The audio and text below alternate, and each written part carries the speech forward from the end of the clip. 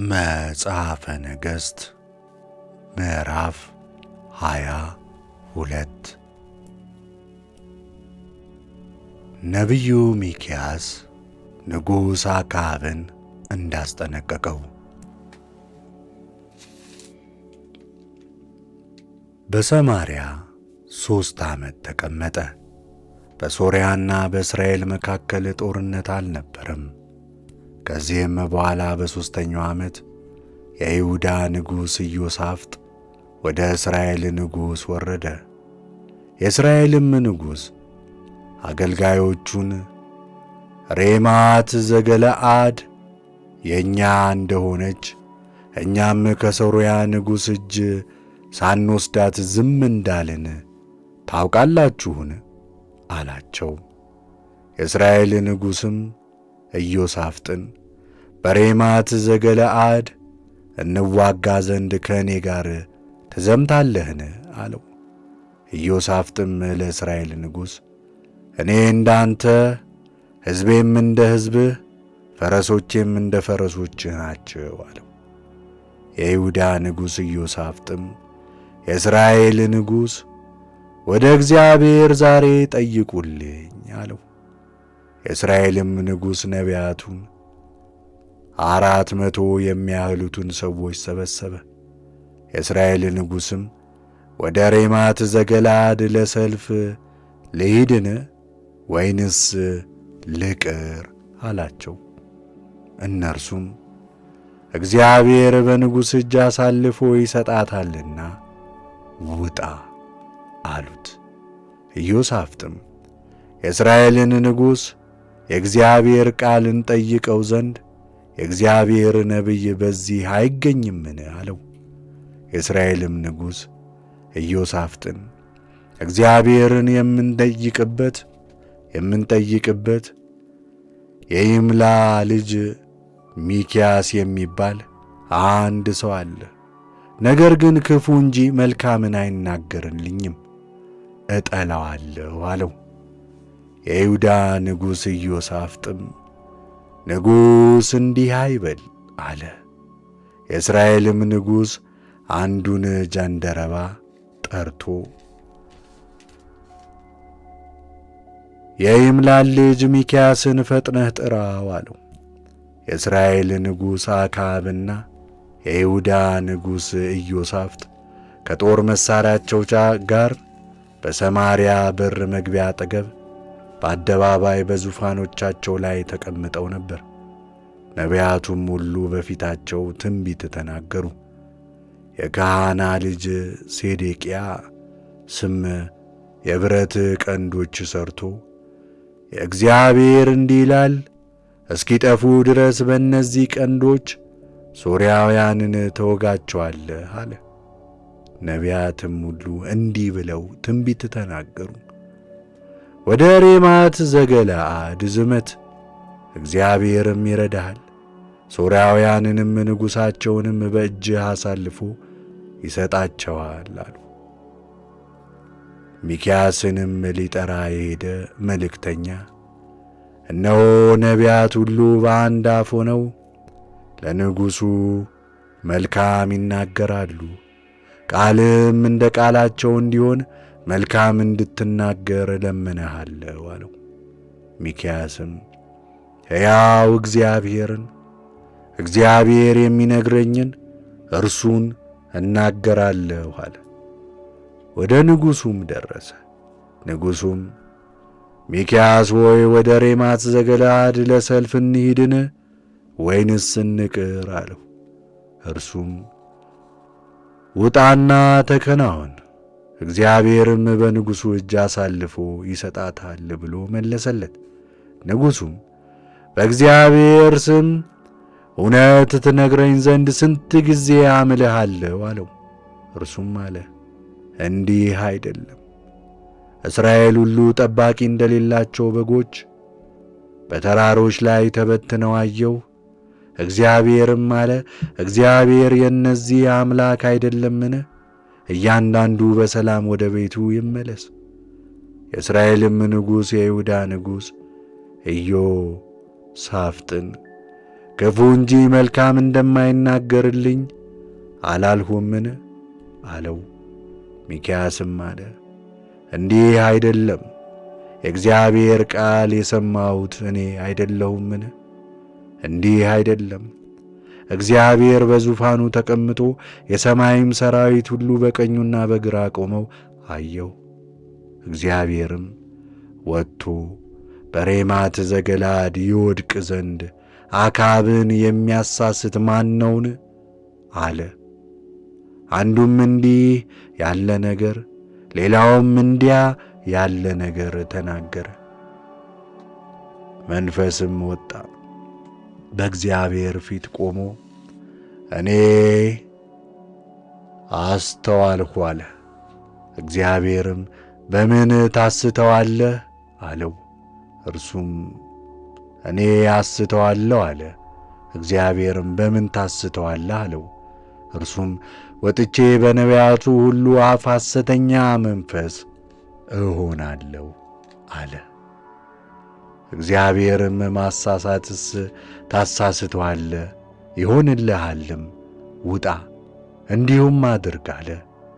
አሁንም እነሆ እግዚአብሔር በእነዚህ ነቢያት ሁሉ አፍ ሐሰተኛ መንፈስ አድርጓል። እግዚአብሔርም በላይ ክፉ ተናግሮብሃል። የካህናም ልጅ ሴዴቅያስ ቀረበ። ሚክያስም ጉንጩን በጥፊ መታውና ምን ዓይነት የእግዚአብሔር መንፈስ ነው የተናገረህ? አለው። ሚክያስም እነሆ በዚያ ቀን ልትሸሽግ ወደ ውስጠኛው እልፍኝ በሄድክ ጊዜ ታያለህ አለው። የእስራኤልም ንጉሥ ሚክያስን ውሰዱ፣ ወደ ከተማይቱም ሹም ወደ አሞን ወደ ንጉሡም ልጅ ወደ ኢዮአስ መልሳችሁ ንጉሡ እንዲህ ይላል፣ በደህና እስክመለስ ድረስ ይህ ሰው በግዞት አኑሩት፣ የመከራም እንጀራን መግቡት፣ የመከራ ውሃንም አጠጡት በሏቸው አለ።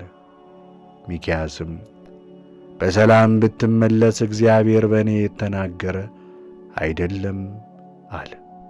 ደግሞም አሕዛብ ሁሉ ሆይ ስሙኝ አለ። የእስራኤልም ንጉሥና የይሁዳ ንጉሥ ኢዮሳፍጥ ወደ ሬማት ዘገለዓድ ዘመቱ። የእስራኤልም ንጉሥ የይሁዳን ንጉሥ ኢዮሳፍጥን ልብሴን ለውጬ ወደ ሰልፍ እገባለሁ፣ አንተ ግን የእኔን ልብስ ልበስ አለው። የእስራኤልም ንጉሥ ልብሱን ለውጦ ወደ ሰልፍ ገባ።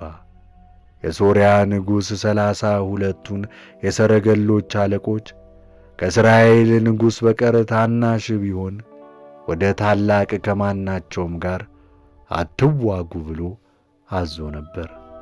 የሰረገሎች አለቆችም የይሁዳ ንጉሥ ኢዮሳፍጥን ባዩ ጊዜ በእውነት የእስራኤል ንጉሥ ይመስላል አሉ። ይዋጉትም ዘንድ ከበቡት። ኢዮሳፍጥም ጮኸ። የሰረገሎቹ አለቆችም የእስራኤል ንጉሥ እንዳልሆነ ባዩ ጊዜ እርሱን ከማሳደድ ተመለሱ። አንድ ሰውም ቀስቱን ድንገት ገትሮ የእስራኤልን ንጉሥ በሳምባውና በደረቱ መካከል ወጋው። ሰረገለኛውንም መልሰህ ንዳ፣ ተወግቻለሁና ከሰልፍ ውስጥ አውጣኝ አለው። በዚያም ቀን ሰልፍ በረታ። ንጉሡም ከጠዋት እስከ ማታ በሶርያውያን ፊት በሰረገላው ላይ ተደግፎ ነበር። የቁስሉም ደም በሰረገላው ውስጥ ፈሰሰ። ማታም ሞተ። ፀሐይም በገባች ጊዜ የአዋጅ ነጋሪው ወጥቶ ንጉሡ ሞቶአልና እያንዳንዱ ወደ ከተማው እያንዳንዱም ወደ ሀገሩ ይሂድ ብሎ አዋጅ ነገረ። ወደ ሰማርያም መጡ። ንጉሡንም በሰማርያ ቀበሩት።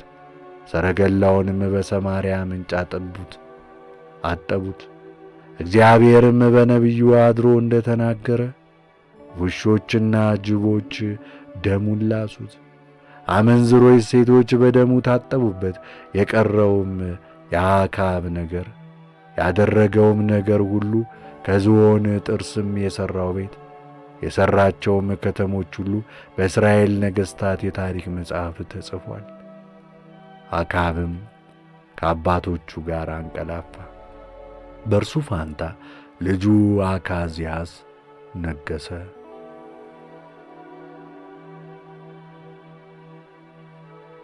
የእስራኤል ንጉሥ አክዓብም በነገሠ በአራተኛው ዓመት የአሳ ልጅ ኢዮሳፍጥ በይሁዳ ላይ ነገሠ።